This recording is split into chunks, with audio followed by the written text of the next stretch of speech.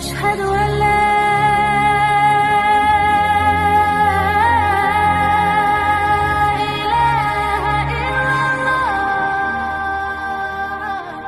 अस्सलामु अलैकुम वरहमतुल्लाहि वबरकातुह।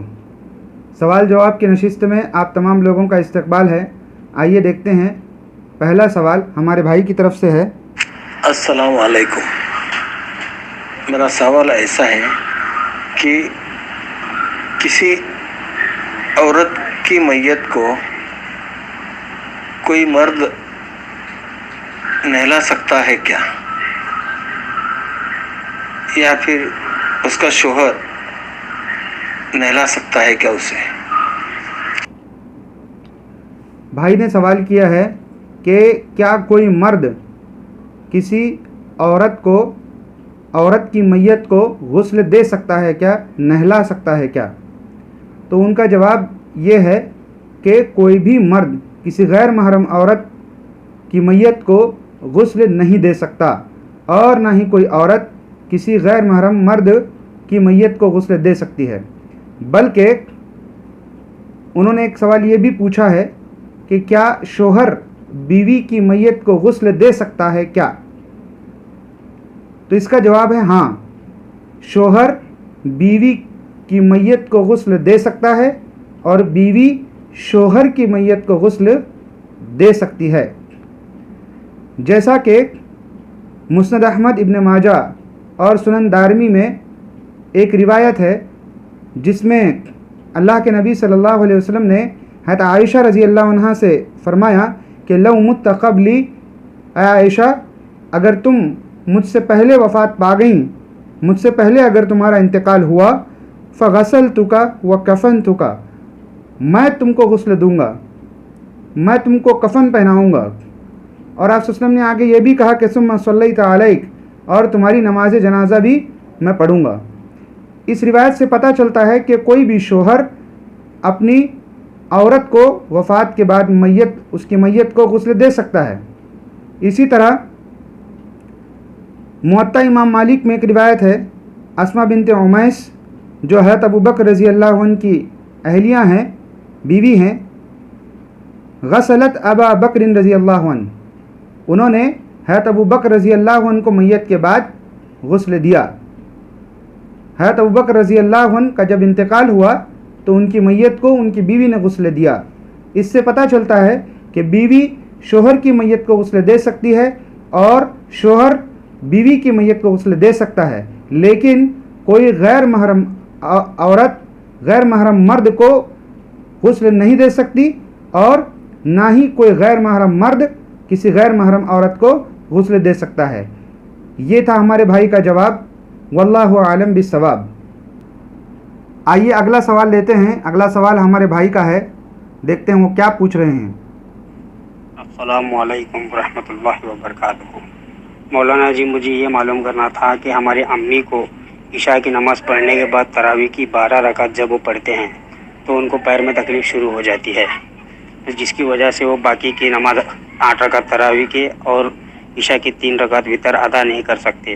तो इस 8 रकात तरावी और 3 रकात वितर की इसको तहज्जुद के वक्त में अदा कर सकते हैं या नहीं, इसका मसले का हल बताइए। हमारे भाई ने पूछा है कि उनकी अम्मी के पैर में तकलीफ़ होती है जब वो इशा की नमाज़ पढ़ लेती हैं, इसके बाद उनको तरावी पढ़ना है, लेकिन वो रात के आखिरी पहर में तरावी पढ़ सकती हैं क्या। मैं आपको बता दूं कि तहज्जुद का वक्त इशा के बाद से शुरू होकर तुलूए फजर तक रहता है, लेकिन तहज्जुद का अफजल वक्त जो है वो रात का आखिरी पहर है, जो कि हदीस में भी मनक़ूल है। सही मुस्लिम की रिवायत है हज़रत जाबिर रज़ी अल्लाह अन्हु की कि फ़इन्ना सलात आखिरिल लैली मशहूदतुन व ज़ालिका अफ़ज़ल, आखिरी पहर की नमाज ये ज़्यादा अफजल है और ज़्यादा सवाब वाली है, ज़्यादा फजीलत वाली है। लिहाजा आपकी अम्मी इशा की नमाज़ पढ़ने के बाद अगर उनको तकलीफ़ हो रही है और वो चाहती हैं कि सो जाएं और रात के आखिरी पहर में उठें, फिर अपनी तरावी की नमाज़ पढ़ें जो कि तहज्जुद की नमाज़ है, اگر وہ ایسا چاہتی ہیں تو وہ ایسا کر سکتی ہیں، بلکہ ایسا کرنا افضل ہے، افضل وقت میں تہجد کو پڑھنا چاہیے۔ واللہ عالم بالصواب۔ ہمارے بھائی کا ایک سوال ہے، آئیے اگلا سوال لیتے ہیں۔ وہ پوچھ رہے ہیں السلام علیکم ورحمۃ اللہ۔ وعلیکم السلام ورحمۃ اللہ وبرکاتہ۔ سوال ان کا یہ ہے، دو سوال انہوں نے کیے ہیں۔ پہلا سوال ہے کہ میرا سوال یہ ہے، کیا شیئر مارکیٹ میں انویسٹ کر سکتے ہیں؟ وہ بینک انٹرسٹ کی طرح نہیں چلتا، پروفٹ اینڈ لاس پر چلتا ہے، اس کا جواب بتائیے۔ یہ کہہ رہے ہیں کہ شیئر مارکیٹ میں انویسٹمنٹ کر سکتے ہیں کیا؟ سب سے پہلے تو میں آپ کو بتا دوں کہ ہندوستان میں جو شیئر مارکیٹ چلتا ہے اس میں تجارت کے، کاروبار کے جو اصول اپنائے جاتے ہیں وہ اسلامی تجارتی اصول کے خلاف ہیں۔ اس لیے اگر غور کیا جائے تو پتہ چلتا ہے کہ اکثر، بلکہ یہ کہا جائے تو غلط نہیں ہوگا کہ تقریباً تمام کمپنیاں جو شیئر مارکیٹ میں بزنس کرتی ہیں اور جو لوگ شیئر مارکیٹ میں بزنس کرتے ہیں وہ جس طریقے سے بزنس کرتے ہیں وہ طریقہ اسلامی نہیں ہے، اسلامی طریقوں کے خلاف وہاں پر بزنس ہوتا ہے۔ لہٰذا آپ شیئر مارکیٹ میں، کم سے کم انڈیا کی شیئر مارکیٹ میں آپ کوئی بھی انویسٹمنٹ نہ کریں تو بہتر ہے، کیونکہ اس میں حرام طریقہ اپنایا جاتا ہے جو اسلامی تجارتی طریقے کے خلاف ہے۔ اس میں جہاں آپ انویسٹمنٹ کرتے ہیں وہیں پر حرام دولت کا، حرام مال کا بھی انویسٹمنٹ ہوتا ہے، تو لہٰذا اس میں خلط ملط ہونے کا بھی اندیشہ ہے کہ حرام اور حلال مل جائیں، تو لہٰذا آپ کو بچنا چاہیے۔ رہا سوال، آپ یہ بول رہے ہیں کہ پروفٹ اور لاس پر یہ چلتا ہے، لیکن اس کی جو شکل ہے وہ جوئے کی جیسی ہے اور آگے چل کر یہ جوئے کی طرح ہو ہی جاتا ہے۔ لہٰذا آپ کو چاہیے کہ شیئر مارکیٹ سے بچیں اور حلال تجارت کی طرف آئیں۔ دوسرا سوال ہے کہ کیا زیادہ دولت کمانے کی خواہش رکھنے سے اللہ ناراض ہوتا ہے یا اس بندے پر سے اپنا دھیان کم کر دیتا ہے؟ تو آپ کے دوسرے سوال کا جواب یہ ہے، زیادہ دولت کمانے کی خواہش رکھنا یہ برا نہیں ہے۔ خود رسول اللہ صلی اللہ علیہ وسلم نے سکھایا کہ ربنا آتنا فی الدنیا حسنۃ وفی الآخرۃ حسنۃ وقنا عذاب النار، کہ اللہ تعالیٰ سے دنیا بھی مانگو اور آخرت بھی مانگو۔ تو لہٰذا آپ چاہے تو دنیا کما سکتے ہیں اور دنیا کی خواہش کر سکتے ہیں، لیکن مال و دولت کمانے میں کچھ چیزوں کے بارے میں ہم کو احتیاط کرنا چاہیے۔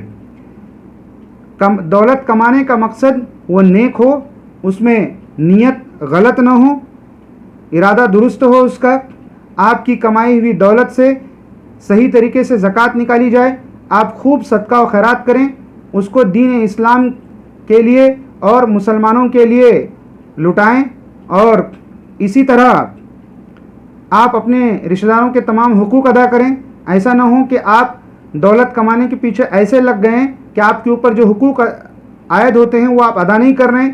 گھر میں وقت دینا، بیوی بچوں کو وقت دینا، رشتہ داروں کو وقت دینا، یہ ساری چیزیں چھوڑ کر صرف دولت کمانے کے پیچھے لگے ہوئے ہیں، اور دولت کمانے کا طریقہ بھی آپ کا معنی رکھتا ہے۔ دولت کمانے کا طریقہ حرام اور حلال، اس کو دیکھنا چاہیے۔